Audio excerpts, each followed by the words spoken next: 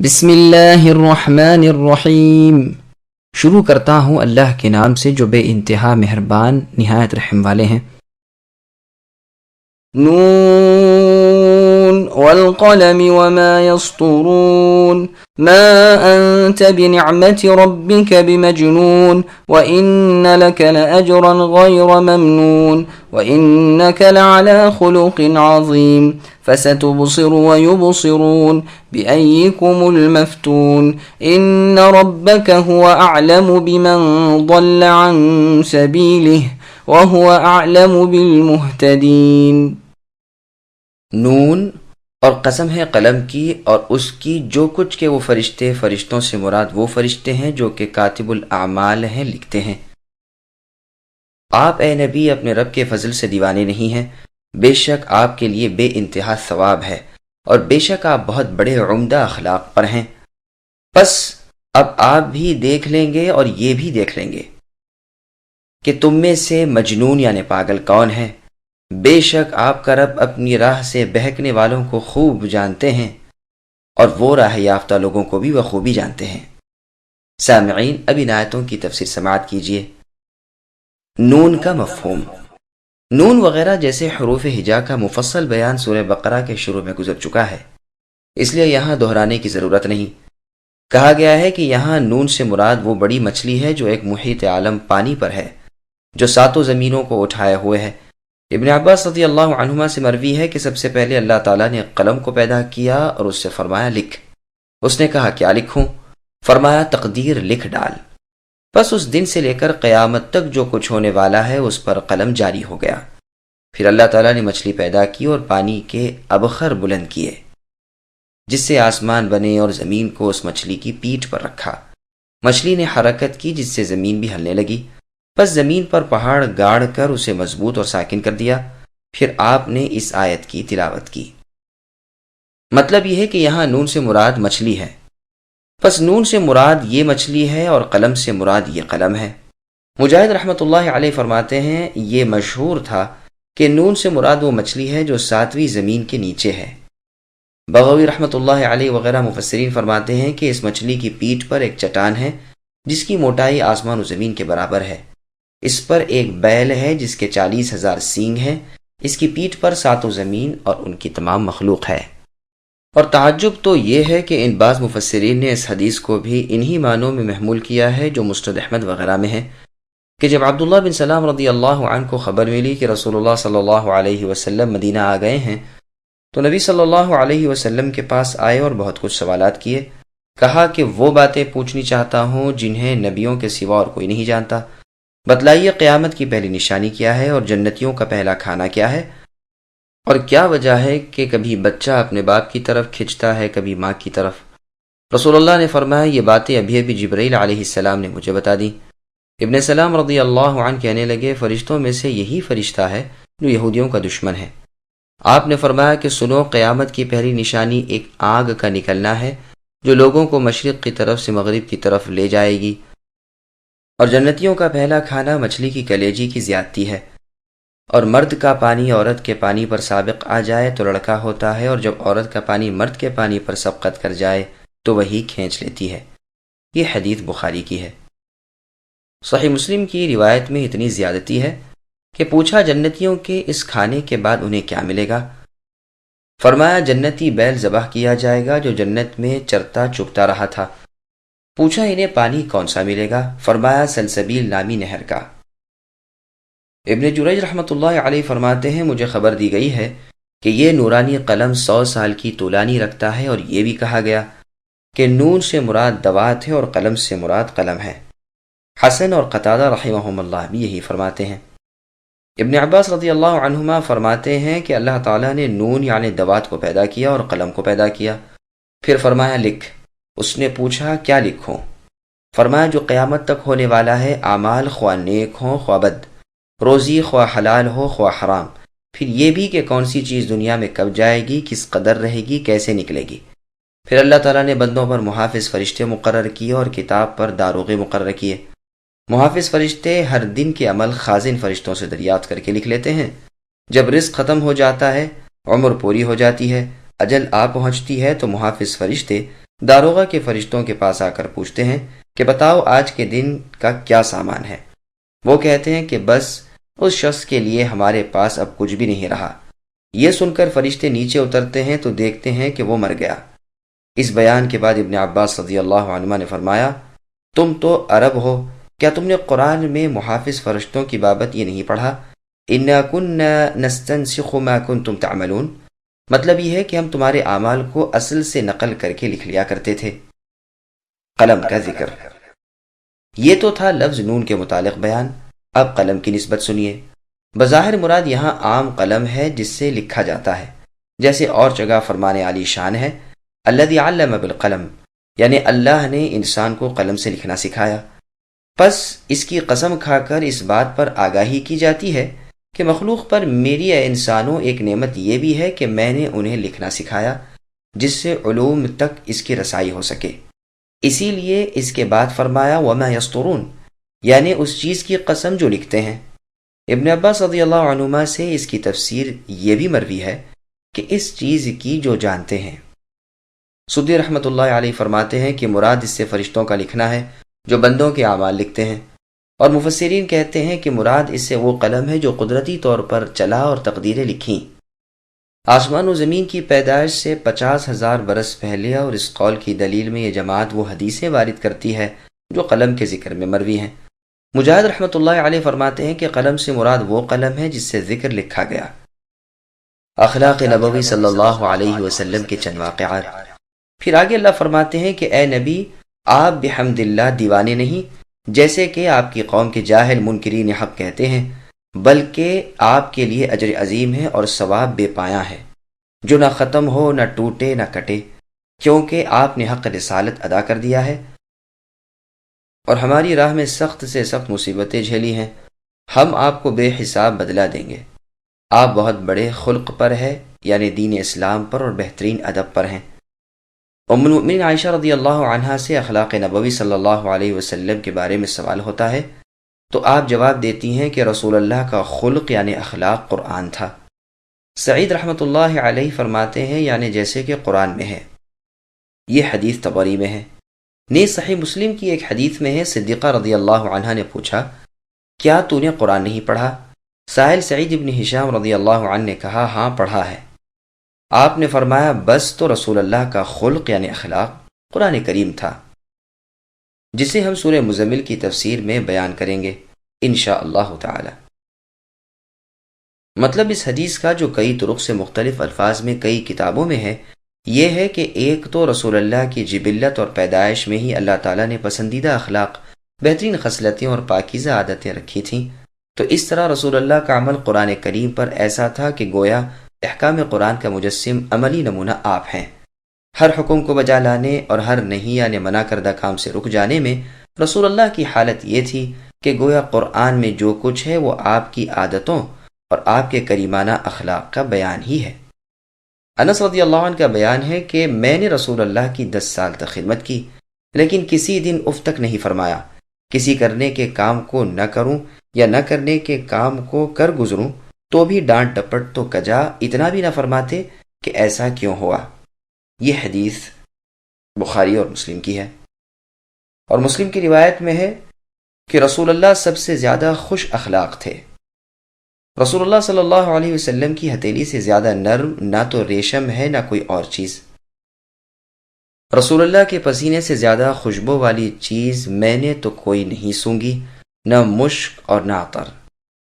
صحیح بخاری میں ہے کہ برا رضی اللہ عنہ فرماتے ہیں کہ رسول اللہ سب سے زیادہ خوبصورت اور سب سے زیادہ خلیق یعنی اخلاق والے انسان تھے۔ رسول اللہ کا قد نہ تو بہت لمبا تھا نہ آپ پست قامت تھے۔ اس بارے میں اور بھی بہت سی حدیثیں ہیں۔ شمائل ترمذی میں عائشہ رضی اللہ عنہا سے روایت ہے کہ رسول اللہ صلی اللہ علیہ وسلم نے اپنے ہاتھ سے نہ تو کبھی کسی خادم یا غلام کو مارا، نہ بیوی بچوں کو، نہ کسی اور کو۔ ہاں اللہ تعالیٰ کی راہ کا جہاد الگ چیز ہے۔ جب کبھی 2 کاموں میں آپ کو اختیار دیا جاتا تو آپ اسے پسند فرماتے جو زیادہ آسان ہوتا۔ ہاں یہ اور بات ہے کہ اس آسان راہ میں کچھ گناہ ہوتا تو آپ اس سے بہت دور ہو جاتے۔ کبھی بھی رسول اللہ نے اپنا بدلہ کسی سے نہیں لیا۔ ہاں یہ اور بات ہے کہ کوئی اللہ تعالیٰ کی حرمتوں کو توڑتا ہو تو آپ اللہ تعالیٰ کے احکام جاری کرنے کے لیے ضرور انتقام لیتے۔ پھر آگے اللہ فرماتے ہیں کہ اے نبی، آپ اور آپ کے مخالف اور منکر ابھی ابھی جان لیں گے کہ دراصل بہکا ہوا اور گمراہ کون تھا۔ جیسے ایک اور جگہ اللہ نے فرمایا سَيَعْلَمُونَ غَدًا مَنِ الْكَذَّابُ الْأَشِرُ، انہیں ابھی کل ہی معلوم ہو جائے گا کہ جھوٹا اور شیخی باز شرارتی کون تھا۔ جیسے اور جگہ اللہ نے فرمایا وَإِنَّا أَوْ إِيَّاكُمْ لَعَلَىٰ هُدًى أَوْ فِي ضَلَالٍ مُبِينٍ، ہم یا تم ہدایت پر ہیں یا کھلی گمراہی پر۔ ابن عباس رضی اللہ عنہما فرماتے ہیں یعنی حقیقت قیامت کے دن کھل جائے گی۔ آپ سے مروی ہے کہ مفتون یعنی مجنون دیوانے کو کہتے ہیں۔ مجاہد رحمۃ اللہ علیہ وغیرہ کا بھی یہی قول ہے۔ قتادہ رحمۃ اللہ علیہ وغیرہ فرماتے ہیں یعنی کون شیطان سے نزدیک تر ہے۔ مفتون کے ظاہری معنی یہ ہیں کہ جو حق سے بہک جائے اور گمراہ ہو جائے۔ ایکم پر با کو اس لیے داخل کیا گیا ہے کہ دلالت ہو جائے کہ فَسَتُبْصِرُ وَيُبْصِرُونَ میں تضمین فعل ہے، تو تقدیری عبارت کو ملا کر ترجمہ یوں ہو جائے گا کہ تم بھی اور وہ بھی اے نبی ان قریب جان لیں گے، تو آپ بھی اور وہ بھی بہت جلدی مفتون کی خبر دیں گے، واللہ اعلم۔ پھر آگے فرمایا کہ تم میں سے بہکنے والے اور راہ راست والے سب اللہ تعالیٰ پر ظاہر ہیں۔ اللہ کو خوب معلوم ہے کہ راہ راست سے کس کا قدم پھسل گیا ہے۔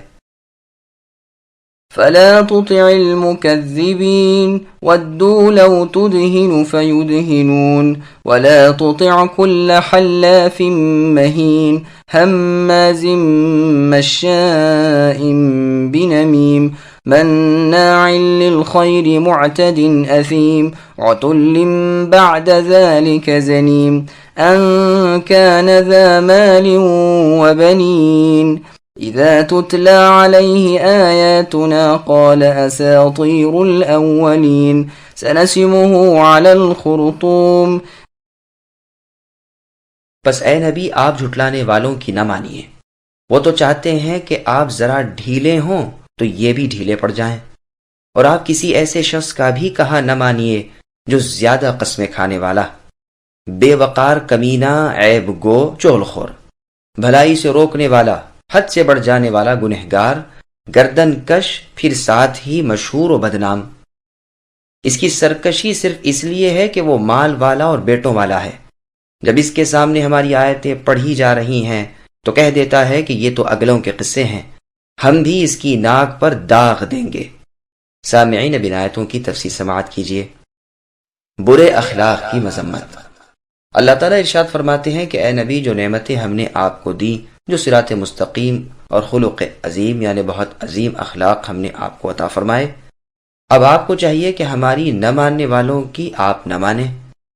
ان کی تو عین خوشی ہے کہ آپ ذرا بھی نرم پڑیں تو یہ کھیل کھیلیں، اور یہ بھی مطلب ہے کہ یہ چاہتے ہیں کہ آپ ان کے معبودان باطل کی طرف کچھ تو رخ کریں، حق سے ذرا سا تو ادھر ادھر ہو جائیں۔ پھر آگے اللہ فرماتے ہیں کہ زیادہ قسمیں کھانے والے کمینے شخص کی بھی آپ نہ مانیے، چونکہ جھوٹے شخص کو اپنی ذلت اور کذب بیانی کے ظاہر ہو جانے کا ڈر رہتا ہے، اس لیے وہ قسمیں کھا کھا کر دوسروں کو اپنا یقین دلانا چاہتا ہے۔ دھبا دھب قسموں پر قسمیں کھائے چلا جاتا ہے اور اللہ تعالیٰ کے ناموں کو بے موقع استعمال کرتا پھرتا ہے۔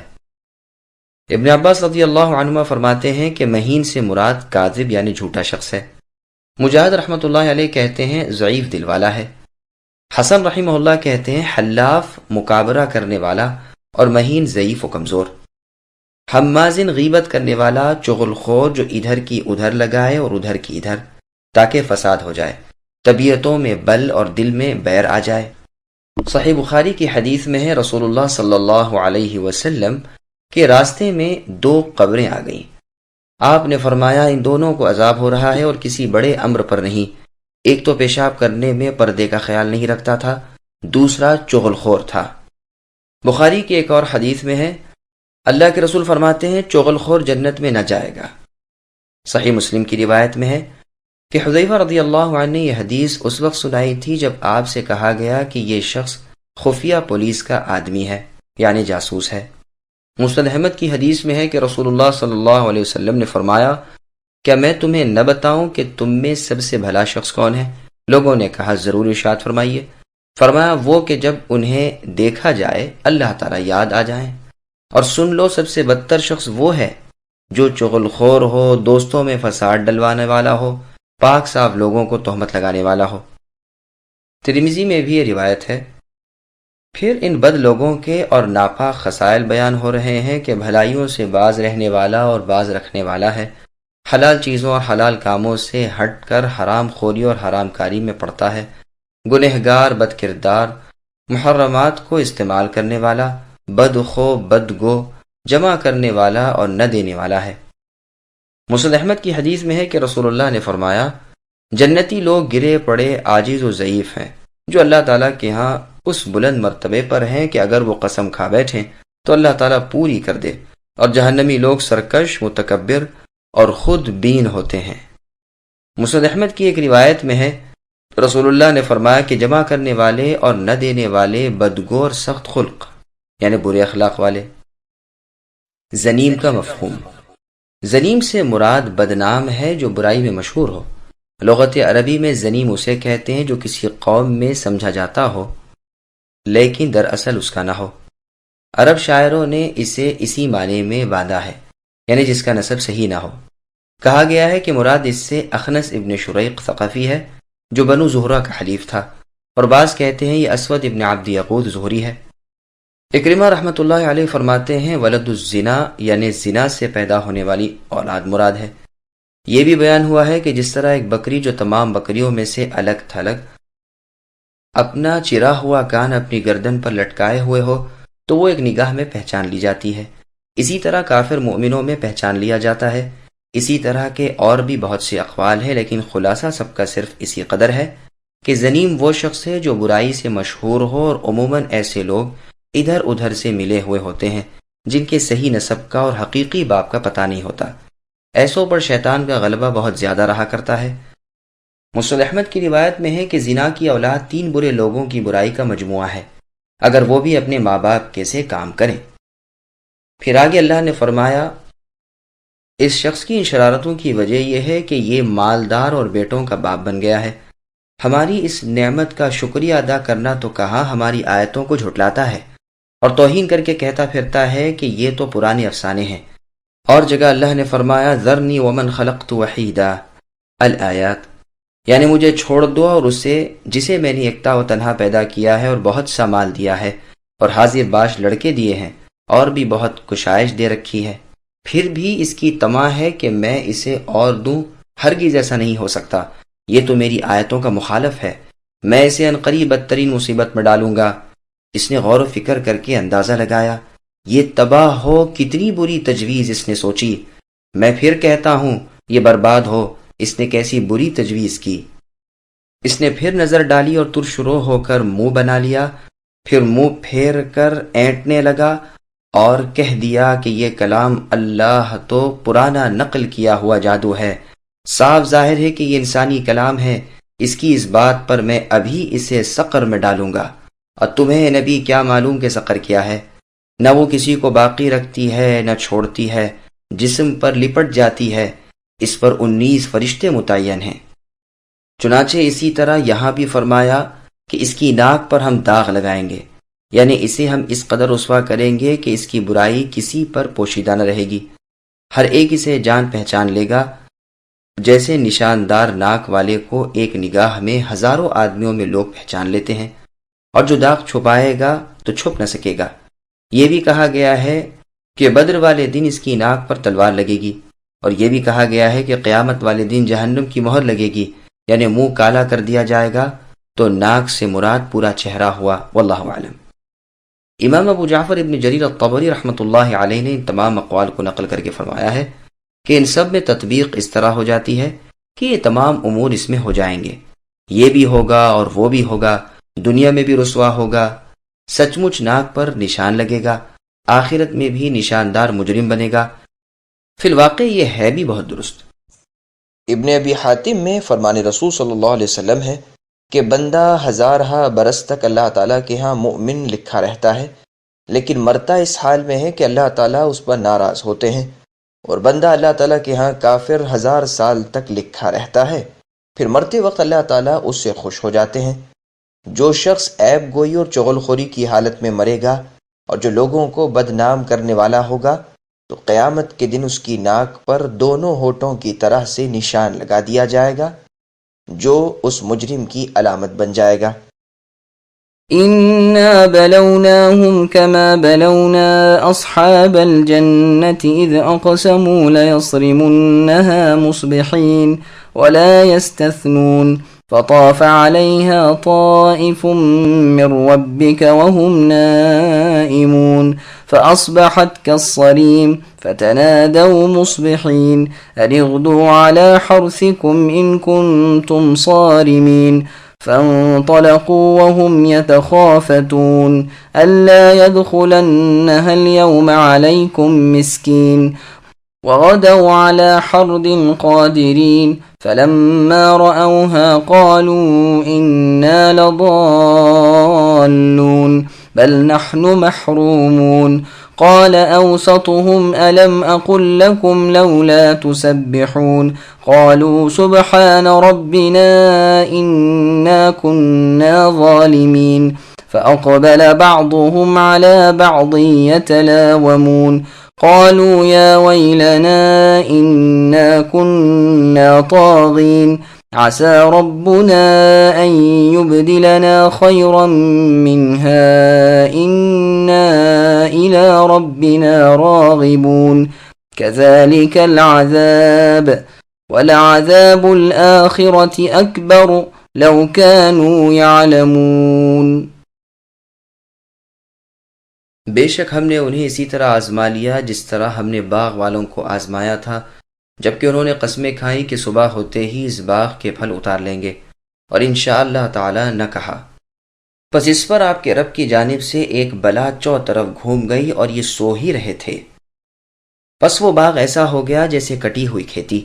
صبح ہوتے ہی انہوں نے ایک دوسرے کو آوازیں دیں کہ اگر تمہیں پھل اتارنے ہیں تو اپنی کھیتی پر سویرے ہی سویرے چل پڑو۔ پھر یہ سب چپکے یہ باتیں کرتے ہوئے چلے کہ آج کے دن کوئی مسکین تمہارے پاس نہ آئے، اور لپکے ہوئے صبح پہنچ گئے، سمجھ رہے تھے کہ ہم قابو پا گئے۔ جب انہوں نے باغ کو دیکھا تو کہنے لگے یقیناً ہم راستہ بھول گئے، نہیں بلکہ ہماری قسمت پھوٹ گئی۔ ان سب میں جو بہتر تھا اس نے کہا کہ میں تم سے نہ کہتا تھا کہ تم اللہ تعالیٰ کی پاکیزگی کیوں نہیں بیان کرتے؟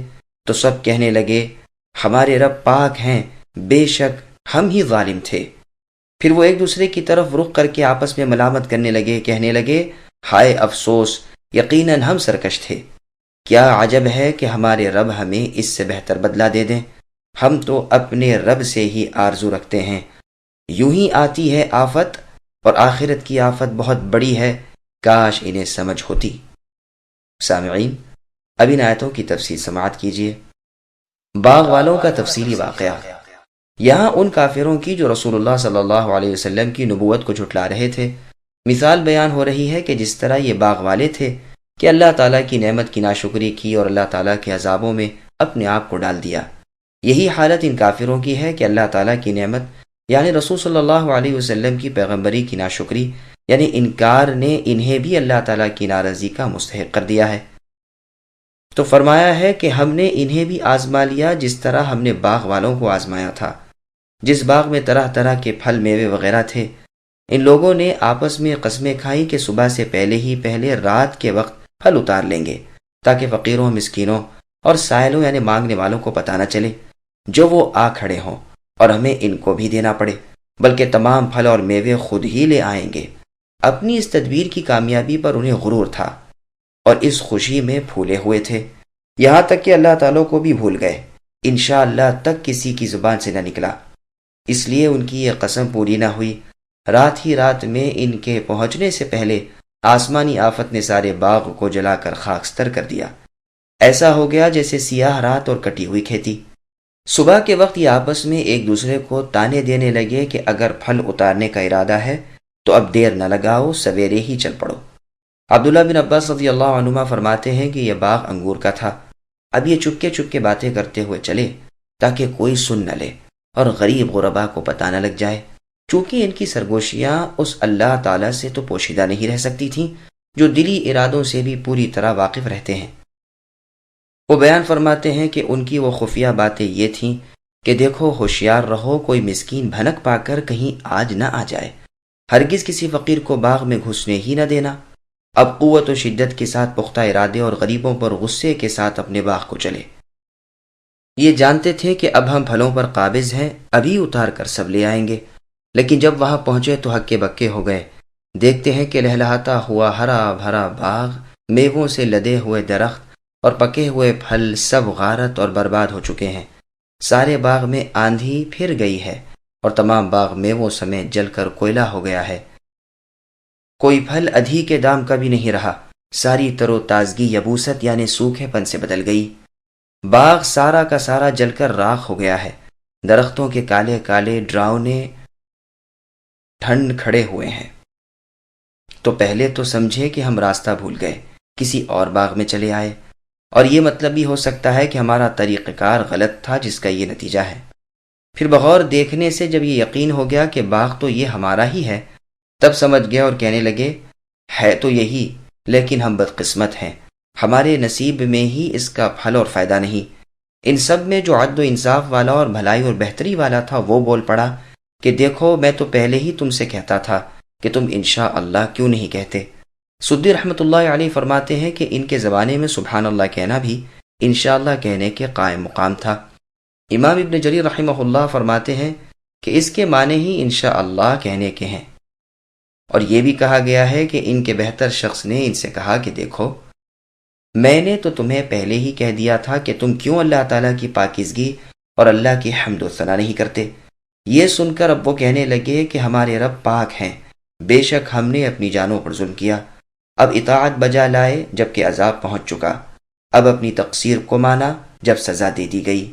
اب تو ایک دوسرے کو ملامت کرنے لگے کہ ہم نے بہت ہی برا کیا کہ مسکینوں کا حق مارنا چاہا اور اللہ تعالیٰ کی فرما برداری سے رک گئے۔ پھر سبوں نے کہا کہ کوئی شک نہیں، ہماری سرکشی حد سے بڑھ گئی، اسی وجہ سے اللہ کا عذاب آیا۔ پھر کہتے ہیں شاید ہمارے رب ہمیں اس سے بہتر بدلہ دیں یعنی دنیا میں، اور یہ بھی ممکن ہے کہ آخرت کے خیال سے انہوں نے یہ کہا ہو، اللہ عالم۔ بعض سلف کا قول ہے کہ یہ واقعہ اہل یمن کا ہے۔ سعید بن جبیر رحمۃ اللہ علیہ فرماتے ہیں کہ یہ لوگ ذروان کے رہنے والے تھے جو صنعاء سے کچھ میل کے فاصلے پر ایک بستی ہے، اور مفسرین کہتے ہیں کہ یہ اہل حبشہ تھے، مذہباً اہل کتاب تھے۔ یہ باغ انہیں ان کے باپ کے ورثے میں ملا تھا۔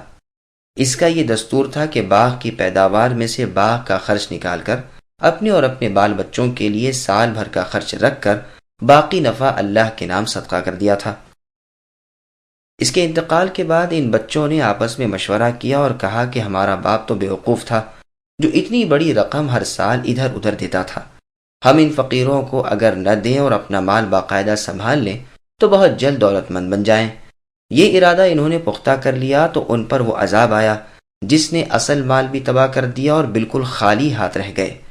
پھر اللہ فرماتے ہیں جو شخص بھی اللہ تعالیٰ کے حکموں کا خلاف کرے اور اللہ تعالیٰ کی نعمتوں میں بخل کرے یعنی کنجوشی، اور مسکینوں و محتاجوں کا حق ادا نہ کرے اور اللہ تعالیٰ کی نعمتوں کی ناشکری کرے، اس پر اسی طرح کے عذاب نازل ہوتے ہیں۔ اور یہ تو دنیاوی عذاب ہیں، آخرت کے عذاب تو ابھی باقی ہیں جو سخت تر اور بدتر ہیں۔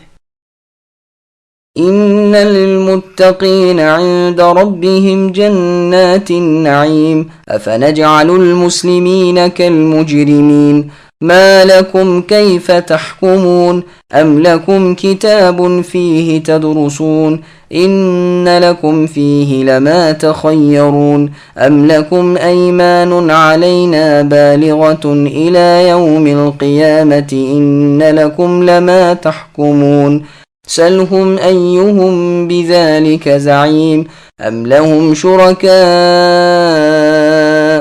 فليأتوا بشركائهم إن كانوا صادقين۔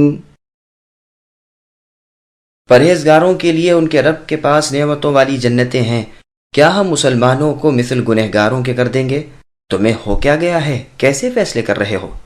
کیا تمہارے پاس کوئی کتاب ہے جسے تم پڑھتے ہو کہ اس میں تمہاری من مانی باتیں ہوں؟ تم سے ہم نے کوئی ایسی قسمیں کھائی ہیں جو قیامت تک باقی رہیں کہ تمہارے لیے وہ سب ہے جو تم اپنی طرف سے مقرر کر لو؟ ان سے اے نبی پوچھئے کہ ان میں سے کون اس بات کا ذمہ دار اور دعوے دار ہے کیا ان کے کوئی شریک ہیں؟ تو چاہیے کہ اپنے اپنے شریکوں کو لے آئیں اگر یہ سچے ہیں۔ سامعین، اب ان آیتوں کی تفسیر سماعت کیجیے۔ نیک اور گنہگار برابر نہ ہوں گے۔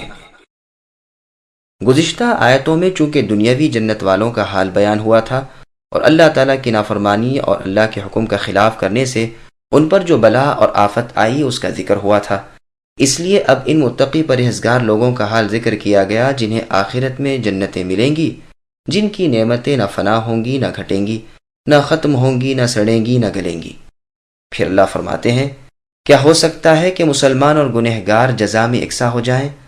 قسم ہے زمین و آسمان کے رب کی کہ یہ نہیں ہو سکتا۔ کیا ہو گیا ہے، تم کس طرح یہ چاہتے ہو؟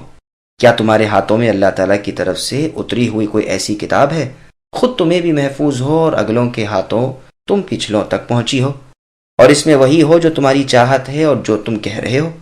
یا ہمارا کوئی مضبوط وعدہ اور عہد تم سے ہے کہ تم جو کچھ کہہ رہے ہو وہی ہوگا، اور تمہاری یہ بے جا اور غلط خواہشیں پوری ہو کر رہیں گی؟ ان سے ذرا اے نبی پوچھئے تو صحیح کہ اس بات کا کون ضامن ہے اور کس کے ذمے یہ کفالت ہے؟ نہ صحیح تمہارے جو جھوٹے معبود ہیں انہی کو اپنی سچائی کے ثبوت میں پیش کرو۔ يوم يكشف عن ساق ويدعون إلى السجود فلا يستطيعون خاشعة أبصارهم ترهقهم ذلة وقد كانوا يدعون إلى السجود وهم سالمون فذرني ومن يكذب بهذا الحديث سنستدرجهم من حيث لا يعلمون وأملي لهم إن كيدي متين أم تسألهم أجرا فهم من مغرم مثقلون أم عندهم الغيب فهم يكتبون۔ جس دن پنڈلی کھول دی جائے گی اور وہ سجدے کے لیے بلائے جائیں گے تو سجدہ نہ کر سکیں گے، نگاہیں نیچی ہوں گی اور ان پر ذلت و خواری چھا رہی ہوگی، حالانکہ یہ سجدے کے لیے اس وقت بھی بلائے جاتے تھے جبکہ صحیح سالم تھے۔ مجھے اور اس کلام کے جھٹلانے والے کو چھوڑ دیجئے، ہم انہیں اس طرح آہستہ آہستہ کھینچیں گے کہ انہیں معلوم بھی نہ ہوگا، اور میں انہیں ڈھیل دوں گا، میری تدبیر بڑی مضبوط ہے۔ کیا تم اے نبی ان سے کوئی اجرت چاہتے ہو جس کے تاوان سے یہ دبے جاتے ہوں، یا کیا ان کے پاس علم غیب ہے جسے وہ لکھتے ہوں؟ سامعین، اب ان آیتوں کی تفسیر سماعت کیجیے۔ مجرم روز قیامت سجدہ نہ کر پائے گا۔ گزشتہ آیتوں میں بیان ہوا تھا کہ پرہیزگار لوگوں کے لیے نعمتوں والی جنتیں ہیں، اس لیے یہاں بیان ہو رہا ہے کہ یہ نعمتیں انہیں کب ملیں گی۔ تو فرمایا کہ اس دن جس دن پنڈلی کھول دی جائے گی، یعنی قیامت کے دن، جو دن بڑی ہولناکیوں والا، زلزلوں والا، امتحان والا اور آزمائش والا اور بڑے بڑے اہم امور کے ظاہر ہونے کا دن ہوگا۔ صحیح بخاری میں ہے، اس جگہ ابو سعید خدری رضی اللہ عنہ کی یہ حدیث ہے کہ میں نے رسول اللہ صلی اللہ علیہ وسلم سے سنا، فرماتے تھے کہ ہمارے رب اپنی پنڈلی کھول دیں گے، پس ہر مؤمن مرد اور ہر مؤمن عورت سجدے میں گر پڑے گی۔ ہاں، دنیا میں جو لوگ دکھانے سنانے کے لیے سجدہ کرتے تھے وہ بھی سجدہ کرنا چاہیں گے، لیکن ان کی کمر تختے کی طرح ہو جائے گی، یعنی سجدہ نہ کر سکیں گے۔ یہ حدیث بخاری و مسلم دونوں میں ہے، اور دوسری کتابوں میں بھی ہے جو کئی سندوں سے الفاظ کے ہیر پھیر کے ساتھ مروی ہے، اور یہ حدیث مطول ہے، یعنی بہت لمبی اور مشہور ہے۔ سرکش نظریں نہ اٹھا سکیں گے۔ پھر آگے اللہ نے فرمایا، آج کے دن ان لوگوں کی آنکھیں اوپر کو نہ اٹھیں گی اور ذلیل و پست ہو جائیں گے، کیونکہ دنیا میں بڑے سرکش اور کبر و غرور والے تھے۔ صحت اور سلامتی کی حالت میں دنیا میں جب انہیں سجدے کے لیے بلایا جاتا تھا تو رک جاتے تھے، جس کی سزا یہ ملی کہ آج سجدہ کرنا چاہتے ہیں لیکن نہیں کر سکتے، پہلے کر سکتے تھے مگر نہیں کرتے تھے۔ اللہ تعالیٰ کی تجلی یعنی پنڈلی کو دیکھ کر مومن سب سجدے میں گر پڑیں گے، لیکن کافر و منافق سجدہ نہ کر سکیں گے، کمر تختہ ہو جائے گی، جھکے گی نہیں، بلکہ پیٹ کے بل چت گر پڑیں گے۔ یہاں بھی ان کی حالت مومنوں کے خلاف تھی، وہاں بھی خلاف ہی رہے گی۔ پھر فرمایا، مجھے اور میری اس حدیث یعنی قرآن کے جھٹلانے والوں کو تو اے نبی چھوڑو، اس میں بڑی وعید ہے اور سخت ڈانٹ ہے کہ تو ٹھہر جا، میں آپ ان سے نمٹ لوں گا۔ اے نبی دیکھو تو صحیح کہ کس طرح بتدریج میں انہیں پکڑتا ہوں، یہ اپنی سرکشی اور غرور میں بڑھتے جائیں گے، میری ڈھیل کے راز کو نہ سمجھیں گے، اور پھر ایک دم یہ پاپ کا گڑھا پھوٹے گا اور میں اچانک انہیں پکڑ لوں گا، میں انہیں بڑھاتا رہوں گا، یہ بدمست ہوتے چلے جائیں گے، وہ اسے کرامت سمجھیں گے، حالانکہ ہوگی وہ اہانت۔ جیسے اور جگہ اللہ نے فرمایا اَيَحْسَبُونَ أَنَّمَا نُمِدُّهُمْ إِلَى آخر الآیہ، یعنی کیا یہ کافر ان کا گمان ہے کہ مال و اولاد کا بڑھنا ان کے لیے ہماری جانب سے کسی بھلائی کی بنا پر ہے؟ نہیں، بلکہ یہ بے شعور ہیں۔ ایک اور جگہ اللہ نے فرمایا فَلَمَّا نَسُوا مَا ذُكِّرُوا بِهِ إِلَى آخر الآیہ، یعنی جب یہ ہمارے واعظ و پند کو بھلا چکے تو ہم نے ان پر تمام چیزوں کے دروازے کھول دیے، یہاں تک کہ انہیں جو دیا گیا تھا اس پر اترانے لگے تو ہم نے انہیں ناگہانی پکڑ لیا اور ان کی امیدیں منقطع ہو گئیں۔ یہاں بھی ارشاد ہوتا ہے کہ میں انہیں ڈھیل دوں گا، بڑھاؤں گا اور اونچا کروں گا، یہ میرا داؤ ہے اور میری تدبیر میرے مخالفوں اور میرے نافرمانوں کے ساتھ بڑی ہے۔ بخاری اور مسلم میں ہے کہ رسول اللہ صلی اللہ علیہ وسلم نے فرمایا اللہ تعالیٰ ظالم کو مہلت دیتے ہیں، پھر جب پکڑتے ہیں تو چھوڑتے نہیں۔ پھر آپ نے یہ آیت پڑھی وَكَذَلِكَ أَخْذُ رَبِّكَ إِذَا أَخَذَ الْقُرَى وَهِيَ ظَالِمَةٌ إِنَّ أَخْذَهُ أَلِيمٌ شَدِيدٌ، یعنی اسی طرح ہے آپ کے رب کی پکڑ اے نبی، جب وہ پکڑتے ہیں تو بڑی دردناک اور بہت سخت ہوتی ہے۔ پھر فرمایا کہ اے نبی تم ان سے اجرت اور بدلہ تو مانگتے ہی نہیں جو ان پر بھاری پڑتا ہو اور جس کے تاوان سے یہ جھکے جاتے ہوں، یعنی بوجھ سے، نہ ان کے پاس کوئی علم غیب ہے جسے یہ لکھ رہے ہوں۔ ان دونوں جملوں کی تفسیر سورہ والطور میں گزر چکی ہے۔ خلاصہ مطلب یہ ہے کہ اے نبی آپ انہیں اللہ عز و جل کی طرف بغیر اجرت اور بغیر مال طلبی کے اور بغیر بدلے کی چاہت کے بلا رہے ہیں، آپ کی غرض سوائے ثواب حاصل کرنے کے اور کوئی نہیں، تو اس پر بھی یہ لوگ صرف اپنی جہالت اور سرکشی کی وجہ سے آپ کو جھٹلا رہے ہیں۔ فاصبر لحكم ربك ولا تكن كصاحب الحوت إذ نادى وهو مكظوم لولا أن تداركه نعمة من ربه لنبذ بالعراء وهو مذموم فاجتباه ربه فجعله من الصالحين وَإِن يَكَادُ الَّذِينَ كَفَرُوا لَيُزْلِقُونَكَ بِأَبْصَارِهِمْ لَمَّا سَمِعُوا الذِّكْرَ وَيَقُولُونَ إِنَّهُ لَمَجْنُونٌ وَمَا هُوَ إِلَّا ذِكْرٌ لِّلْعَالَمِينَ۔ بس اے نبی آپ اپنے رب کے حکم کا صبر سے انتظار کیجئے اور مچھلی والے کی طرح یعنی یونس علیہ السلام کی طرح نہ ہو جائیے جبکہ انہوں نے غمگینی کی حالت میں دعا کی۔ اگر انہیں ان کے رب کا احسان نہ پا لیتا تو یقیناً وہ برے حالوں میں بنجر زمین میں ڈال دیے جاتے۔ انہیں ان کے رب نے پھر نوازا اور انہیں نیک کاروں میں کر دیا۔ یقیناً ان منکروں کی چاہت ہے کہ اپنی تیز نگاہوں سے اے نبی تمہیں پھسلا دیں۔ یہ جب کبھی قرآن سنتے ہیں تو کہہ دیتے ہیں یہ تو ضرور دیوانہ ہے۔ در حقیقت یہ قرآن تو تمام جہان والوں کے لیے سراسر نصیحت ہی ہے۔ سامعین، اب ان آیتوں کی تفسیر سماعت کیجیے۔ یونس علیہ السلام کا واقعہ۔ اللہ تعالیٰ فرماتے ہیں اے نبی اپنی قوم کی ایذا پر اور ان کے جھٹلانے پر صبر و سہار کرو، ان قریب اللہ تعالیٰ کا فیصلہ ہونے والا ہے، آخر کار آپ کا اور آپ کے ماتحتوں یعنی آپ کے تابع داروں صحابہ کرام رضی اللہ عنہم کا ہی غلبہ ہوگا، دنیا میں بھی اور آخرت میں بھی۔ دیکھو تو مچھلی والے نبی کی طرح نہ ہونا۔ اس سے مراد یونس ابن متہ علیہ السلام ہیں۔ جبکہ وہ اپنی قوم پر غضبناک ہو کر نکل کھڑے ہوئے، پھر جو ہوا سو ہوا، یعنی آپ کا جہاز میں سوار ہونا، مچھلی کا آپ کو نکل جانا اور سمندر کی تہ میں بیٹھ جانا اور اس تہ بتہ اندھیریوں میں اس قدر نیچے آپ کا سمندر کو اللہ تعالیٰ کی پاکیزگی بیان کرتے ہوئے سننا اور خود آپ کا بھی پکارنا اور لا الہ الا انت سبحانک انی کنت من الظالمین پڑھنا، پھر آپ کی دعا کا قبول ہونا اور اس سے نجات پانا وغیرہ، جس واقعے کا مفصل بیان پہلے گزر چکا ہے، جس کے بیان کے بعد اللہ سبحانہ وتعالی کا ارشاد ہے کہ ہم اسی طرح ایمانداروں کو نجات دیا کرتے ہیں اور فرماتے ہیں کہ اگر وہ یعنی یونس علیہ السلام تسبیح نہ کرتے مچھلی کے پیٹ میں تو قیامت تک اسی کے پیٹ میں پڑے رہتے۔ یہاں بھی فرمان ہے کہ جب انہوں نے یعنی یونس نے غم اور دکھ کی حالت میں ہمیں پکارا۔ پہلے بیان ہو چکا ہے کہ یونس علیہ السلام کی زبان سے نکلتے ہی یہ کلمہ عرش پر پہنچا۔ فرشتوں نے کہا اللہ تعالیٰ اس کمزور و غیر معروف شخص کی آواز تو ایسی معلوم ہوتی ہے جیسے پہلے کی سنی ہوئی ہو۔ اللہ تبارک و تعالیٰ نے فرمایا کیا تم نے اسے پہچانا نہیں؟ فرشتوں نے عرض کیا نہیں۔ اللہ تعالیٰ نے فرمایا یہ میرے بندے یونس علیہ السلام کی آواز ہے۔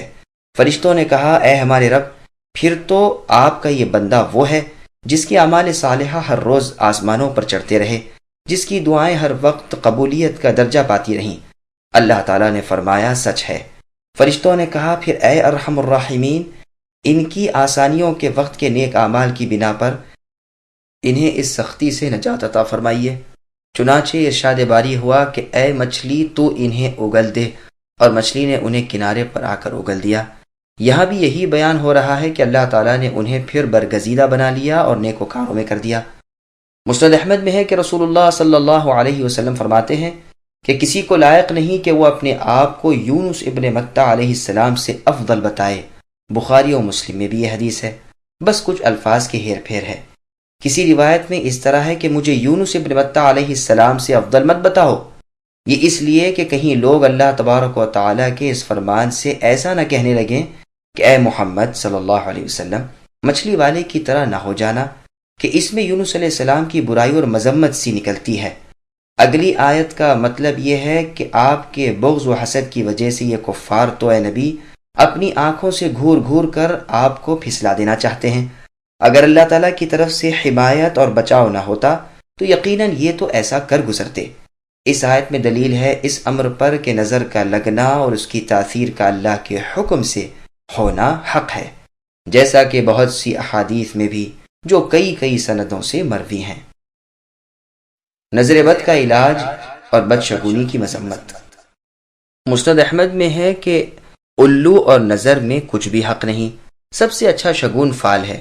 یہ حدیث ترمذی میں بھی ہے اور امام ترمذی اسے غریب کہتے ہیں۔ ایک اور روایت میں ہے کہ کوئی ڈر خوف الو اور نظر میں نہیں، اور نیک فال سب سے زیادہ سچا فال ہے۔ یہ تمام روایتیں مسند احمد، ترمذی وغیرہ کی ہیں۔ نظر بد سے بچاؤ کے چند مفید عملیات۔ صحیح مسلم میں ہے رسول اللہ نے فرمایا نظر حق ہے، اگر کوئی چیز تقدیر سے سبقت کرنے والی ہوتی تو نظر کر جاتی، جب تم سے غسل کرایا جائے تو غسل کر لیا کرو۔ مصنف عبدالرزاق میں ہے کہ رسول اللہ صلی اللہ علیہ وسلم حسن اور حسین رضی اللہ عنہما کو ان الفاظ کے ساتھ اللہ کی پناہ میں دیتے، اعیذکما بکلمات اللہ التامۃ من کل شیطان وہامہ ومن کل عین لامہ، یعنی تم دونوں کو اللہ تعالیٰ کے بھرپور کلمات کی پناہ میں سونپتا ہوں، ہر شیطان سے اور ہر ایک زہریلے جانور سے اور ہر ایک لگ جانے والی نظر سے۔ اور فرماتے ہیں کہ ابراہیم علیہ السلام بھی اپنے دونوں بیٹوں اسحاق اور اسماعیل علیہ السلام کو انہی الفاظ سے اللہ تعالیٰ کی پناہ میں دیا کرتے تھے۔ یہ حدیث سنن میں اور بخاری میں بھی ہے۔ ابن ماجہ میں ہے کہ سہل ابن حنیف رضی اللہ عنہ غسل کر رہے تھے۔ عامر ابن ربیعہ رضی اللہ عنہ کہنے لگے کہ میں نے تو آج تک ایسا جسم کسی پردہ نشین کا بھی نہیں دیکھا، بس ذرا سی دیر میں وہ بے ہوش ہو کر گر پڑے۔ لوگوں نے رسول اللہ سے کہا یا رسول اللہ ان کی خبر لیجئے، یہ تو بے ہوش ہو گئے۔ رسول اللہ نے فرمایا کسی پر تمہارا شک بھی ہے؟ لوگوں نے عرض کیا ہاں عامر ابن ربیعہ پر۔ رسول اللہ نے فرمایا تم میں سے کیوں کوئی اپنے بھائی کو قتل کرتا ہے؟ جب تم میں سے کوئی اپنے بھائی کی کسی ایسی چیز کو دیکھے کہ اسے بہت اچھی لگے تو اسے چاہیے کہ اس کے لیے برکت کی دعا کرے۔ پھر پانی منگوا کر عامر ابن ربیعہ سے فرمایا کہ تم وضو کرو، منہ اور کوہنیوں تک ہاتھ اور گھٹنے اور تہبند کے اندر کا حصہ جسم دھو ڈالو۔ دوسری روایت میں ہے کہ آپ نے فرمایا برتن کو اس کی پیٹھ کے پیچھے سے اوندھا دو۔ نسائی وغیرہ میں بھی یہ روایت موجود ہے۔ ابو سعید رضی اللہ عنہ فرماتے ہیں کہ رسول اللہ جنات کی اور انسانوں کی نظر بد سے پناہ مانگا کرتے تھے۔ جب سورہ معوذتین یعنی قل اعوذ برب الفلق اور قل اعوذ برب الناس نازل ہوئیں تو رسول اللہ نے انہیں لے لیا اور سب کو چھوڑ دیا۔ مسند وغیرہ میں ہے کہ جبرائیل علیہ السلام رسول اللہ صلی اللہ علیہ وسلم کے پاس آئے اور کہا اے نبی کیا آپ بیمار ہیں؟ آپ نے فرمایا ہاں۔ تو جبرائیل علیہ السلام نے کہا بسم اللہ ارقیک، میں اللہ کے نام کے ساتھ آپ پر دم کرتا ہوں، من کل شیء یؤذیک، ہر اس چیز سے جو آپ کو اذیت پہنچاتی ہے، من شر کل نفس وعین،